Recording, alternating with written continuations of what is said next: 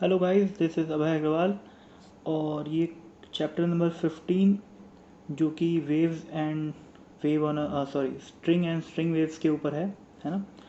तो उसका ये ऑब्जेक्टिव 1 है। ओके, ऑब्जेक्टिव 1 है और ऑब्जेक्टिव 1 के पहले 4 क्वेश्चन अपन इस वीडियो में करेंगे क्योंकि छोटे छोटे क्वेश्चन हैं, तो 4 क्वेश्चन अपन एक ही वीडियो में सॉल्व कर सकते हैं। ठीक है, तो पहला क्वेश्चन पढ़ते हैं। A sine wave is travelling in a medium a sine wave is traveling in a medium. The minimum distance between the two particles always having same speed. यहाँ एक टर्म को ध्यान देना, स्पीड लिखा हुआ है, वेलोसिटी नहीं लिखा हुआ है। ठीक है, स्पीड लिखा हुआ है। तो साइन वेव है, एक मीडियम में ट्रैवल कर रही है। ठीक है, और बोला है कि उन दो पार्टिकल्स जिन पार्टिकल्स की स्पीड हमेशा सेम होती है उनके बीच की मिनिमम डिस्टेंस क्या है। ठीक है, तो अपन इस क्वेश्चन को यहाँ साइड में सॉल्व करते हैं। पहले एक सिंपल साइन वेव बना लो। ये साइन वेव है, साइन ट्रैवलिंग वेव है ना, और ये किसी भी इंस्टेंट का स्नैपशॉट है ना। किसी भी इंस्टेंट पे ये स्नैपशॉट में बना रखा हूँ। ठीक, क्योंकि वेव तो क्या होता है, वेव अगर एक सपोज करो sine wave, string wave is also sine wave है ना। तो स्ट्रिंग में जब वेव ट्रैवल करती है तो स्ट्रिंग तो हमेशा उसका शेप चेंज होते रहता है। तो अगर मैं शेप को फिक्स कॉपी में बना रखा हूँ, इसका मतलब I am talking about the snapshot at some particular instant t. ठीक है, अब ऐसा समझो कि लेट से यहाँ पर कोई पार्टिकल है ना। तो इतना तो सबको समझ में आ रहा होगा कि ये पार्टिकल और ये पार्टिकल, इन दोनों के बीच का गैप कितना है, लैम्डा। ठीक है, दोनों बिल्कुल सेम फेज में है ना। उसी तरीके से इस पार्टिकल और इस पार्टिकल, इन दोनों के बीच का भी गैप कितना है, lambda. Lambda in the sense wavelength है ना। ये डिस्टेंस कितनी है, वेवलेंथ। सिमिलरली ये डिस्टेंस कितनी है, वेवलेंथ। ठीक है भाई, क्योंकि पैटर्न रिपीट होना स्टार्ट कर रहा है। तो अगर मैं इन तीनों पॉइंट को नाम दे दूं ए, बी और सी, तो ए पार्टिकल की वेलोसिटी और बी पार्टिकल की वेलोसिटी हमेशा सेम ही रहेगी। ठीक है, हमेशा इन दोनों की वेलोसिटी की बात कर रहा हूँ, ध्यान देना, स्पीड की बात नहीं कर रहा हूँ। वेलोसिटी एग्जैक्टली सेम रहेगी, क्योंकि वेव मोशन में क्या होता है, जो पार्टिकल्स के बीच का गैप लैम्डा होता है उन पार्टिकल्स के बीच का उन पार्टिकल्स का मोशन एग्जैक्टली सेम होता है हर समय। ठीक है, तो अगर ए वी वेलोसिटी से जा रहा है तो बी भी वी वेलोसिटी से जाएगा, डायरेक्शन भी सेम, मैग्नीट्यूड भी सेम। लेकिन उसी तरीके से सी भी एक पार्टिकल है ना, तो सी तो मैं ऐसे ही बता दिया हूँ, इसकी वेलोसिटी भी वी रहेगी। लेकिन हमको यहाँ पर सेम वेलोसिटी की बात नहीं किया हुआ है, यहाँ पर अपने को सेम स्पीड की बात किया है। तो अपने को बी तक जाने की ज़रूरत नहीं है। इस पार्टिकल को देखो ध्यान से, ये वाला पार्टिकल, इस पार्टिकल की स्पीड अभी कुछ नीचे की डायरेक्शन में रहेगी। ठीक है, और नीचे की डायरेक्शन में रहेगी तो क्या लिखूंगा मैं, इसको माइनस वी लिखूंगा। अब मैं कैसे श्योर हो गया कि ये पार्टिकल नीचे जा रहा है, क्योंकि इसको मैं कुछ नाम दे देता हूँ डी है ना, और ये डिस्टेंस एक्चुअल में मैं लैम्डा बाई 2 मान रहा हूँ। लैम्डा बाई 2 है तो क्या होएगा, लैम्डा बाई 2 है तो समझना क्या होएगा, जब जब पार्ट डिफरेंस तो नहीं बोलना चाहिए, basically difference in the position of the two particles है ना।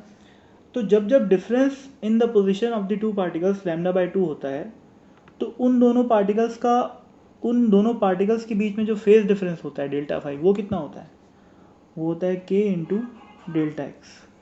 ठीक है, तो के क्या होता है, 2 पाई बाय लैम्डा, और डेल्टा एक्स की वैल्यू अपने को लैम्डा बाई 2 लेनी है। तो 2 से 2 गया, लैम्डा से लैम्डा हो गया, और ये क्या बच गया, पाई। पाई का फेज डिफरेंस है ए और डी के बीच में, और ए और डी कब ऐसा हुआ, जब ए और डी के बीच का सेपरेशन कितना है, लैम्डा बाई 2।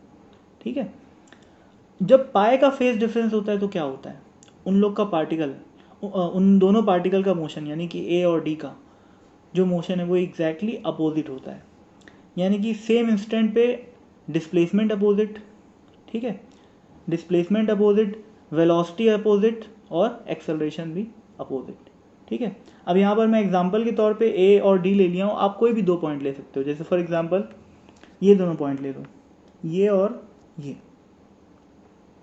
ठीक है, इन दोनों के बीच की दूरी में मैं क्या मान लेता हूँ, लैम्डा बाई 2 मान लेता हूँ। तो क्या रहेगा कि ये पार्टिकल अगर नीचे जा रहा है इस समय तो ये पार्टिकल ऊपर जाता होगा, ठीक है ना।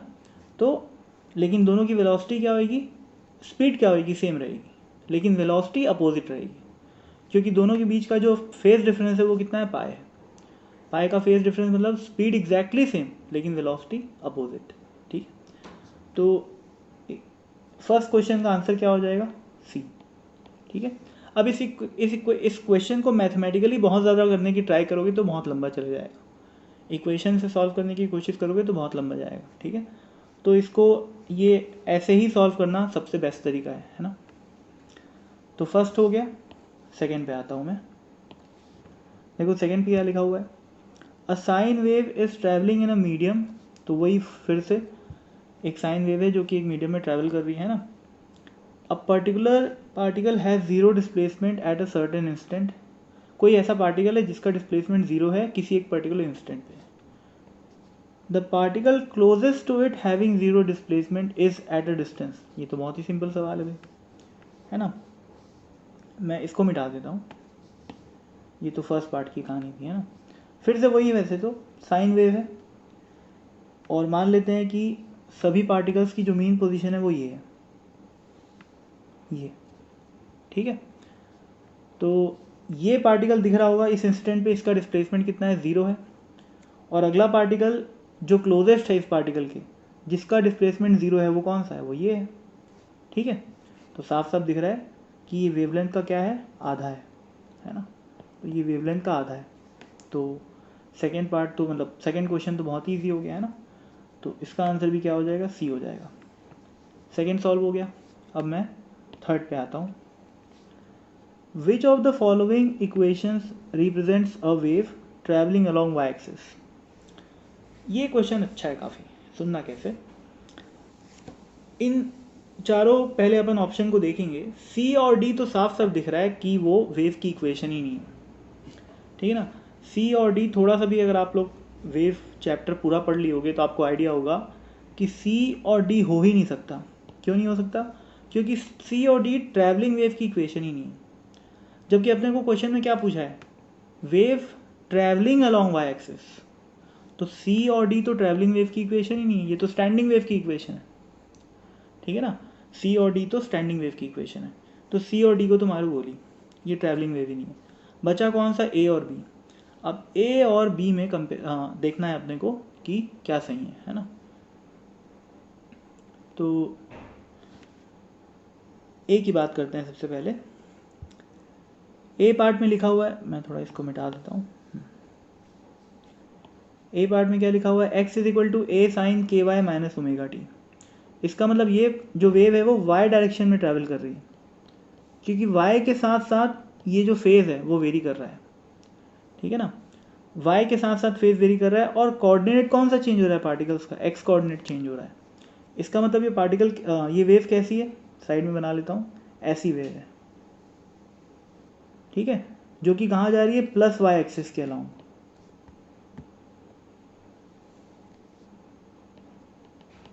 प्लस वाई एक्सिस के अलाउंग जा रही है, ठीक है। क्योंकि वाई जो के है और ओमेगा है वो दोनों पॉजिटिव है, और जब जब वाई और टी का साइन सेम होता है तब वेव कहाँ जाती है, प्लस वाई डायरेक्शन के अलाउंग, ठीक है। तो इसी वजह से मैं प्लस वाई लिखा हूँ। जैसे हम लोग जनरली कौन सी वेव की इक्वेशन पढ़ते हैं, y is equal to A sine k x minus omega t. Generally अपन स्ट्रिंग वेव में ये इक्वेशन पढ़ते हैं। तो ये इक्वेशन कौन सी होती है, ये प्लस एक्स एक्सिस के अलाउंग जाती हुई होती है, ये इक्वेशन है ना। जनरली ये इक्वेशन पढ़ते हैं। तो ये किसकी इक्वेशन होती है, ऐसी, जो कि कहाँ जा रही होती है, प्लस एक्स एक्सिस के अलाउंग, और ये ट्रांसवर्स वेव होती है ना। तो किसी भी पार्टिकल का वाई कोऑर्डिनेट चेंज होते रहता है, वाई कोऑर्डिनेट क्या करता है, एसएचएम करते रहता है, ठीक है ना। ऐसे ऐसे वाई कोऑर्डिनेट जो है वो एसएचएम करते रहता है, ठीक है, ऐसे ऐसे। तो अब पूछा क्या है सवाल में, which of the following equations represents a wave travelling along y axis. तो साफ साफ दिख रहा है इसका आंसर क्या हो गया, ए, है ना। ये इसका आंसर नहीं होगा, क्योंकि ये क्यों है, ये क्या है, ये तो equation going along x axis है ना। और कैसी वेव है वो, ट्रांसवर्स वेव है, क्योंकि कौन सा कोऑर्डिनेट जो चेंज हो रहा है पार्टिकल का, वाई कोऑर्डिनेट चेंज हो रहा है, ठीक है ना। इसका मतलब क्या है कि कोई भी particle which is present at a position x वो क्या कर रहा है, SHM कर रहा है along which direction, y axis के अलॉन्ग। ठीक है, तो ये ट्रांसवर्स वेव की इक्वेशन है जो कि प्लस एक्स एक्सिस के अलॉन्ग जा रही है। ये क्या है, ये भी ट्रांसवर्स वेव है क्योंकि जा कहाँ रही है, वाई एक्सिस के अलॉन्ग, और डिस्प्लेसमेंट कहाँ है पार्टिकल्स का, एक्स के अलॉन्ग। ठीक है, तो ये अपना आंसर हो गया। ठीक है, थर्ड पार्ट हो गया, मतलब थर्ड क्वेश्चन हो गया। अब लास्ट क्वेश्चन पे आते हैं, fourth. The equation y is equal to sine square k x minus omega t represent a wave motion with.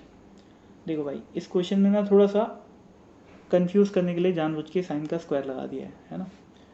तो इसको अपन मैथमेटिकली थोड़ा सा मैनिपुलेट करेंगे। सबसे पहले तो अपन क्या लिख सकते हैं कि y इज इक्वल टू ए, अब साइन स्क्वायर थीटा क्या होता है, 1 माइनस कॉस 2 थीटा बाय 2। ठीक है, तो यहाँ पर क्या आ जाएगा, 1 minus cos of twice k x minus omega t by 2। ठीक है, तो ये क्या बन गया, a/2 प्लस a/2 कॉस, अब 2 को मैं ये जो यहाँ पर जो 2 लिखा हुआ है ये है ना, इसको मैं मल्टीप्लाई कर देता हूँ ब्रैकेट के अंदर, तो क्या आ जाएगा 2kx माइनस 2 ओमेगा टी, है ना। ये इक्वेशन आ गई। तो ध्यान दो भाई, इसमें जो वेव नंबर है वो k नहीं है, वो कितना है, 2k है। ठीक है ना, वेव नंबर क्या है, 2k है। सिमिलरली एंगुलर फ्रिक्वेंसी ओमेगा नहीं है बल्कि क्या है, 2 ओमेगा है। ठीक है, और अब ऐसा क्यों लिखा है, y is equal to a plus, sorry यहाँ पर बीच में एक माइनस आएगा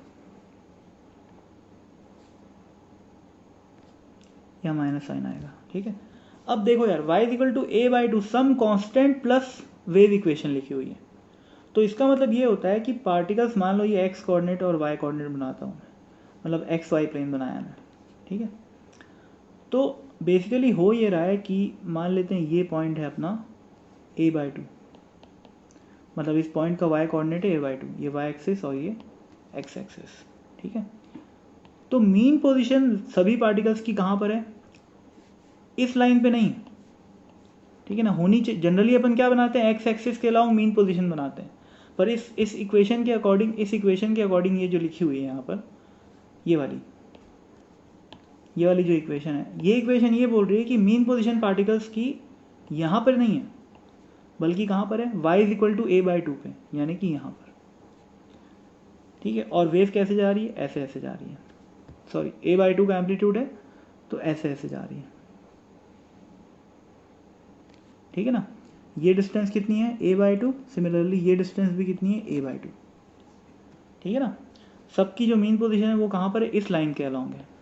ठीक है, तो ये जो है वेव की इक्वेशन है, और एम्पलीट्यूड साफ साफ दिख रहा है a/2 है। ठीक है, तो एम्पलीट्यूड तो a हो गया। अब बात करते हैं अपन फ्रीक्वेंसी की, फ्रीक्वेंसी भी पूछा है सवाल में, है ना, चारों ऑप्शन में फ्रीक्वेंसी और एम्पलीट्यूड लिखा हुआ है अलग अलग। फ्रीक्वेंसी क्या होती है, 2π/ω, है ना, 2π एंगुलर फ्रीक्वेंसी। लेकिन एक मिनट, सॉरी, एंगुलर फ्रीक्वेंसी होती है omega is equal to 2/f। ठीक है, तो फ्रीक्वेंसी होती है ω/2π। अब ठीक है, यानी कि एंगुलर फ्रीक्वेंसी बाय 2π। लेकिन दिक्कत ये है इस क्वेश्चन में कि वेव की इक्वेशन को ध्यान से देखो, यहाँ पर अपने को एंगुलर फ्रीक्वेंसी ओमेगा नहीं दी हुई है बल्कि 2 ओमेगा दी हुई है।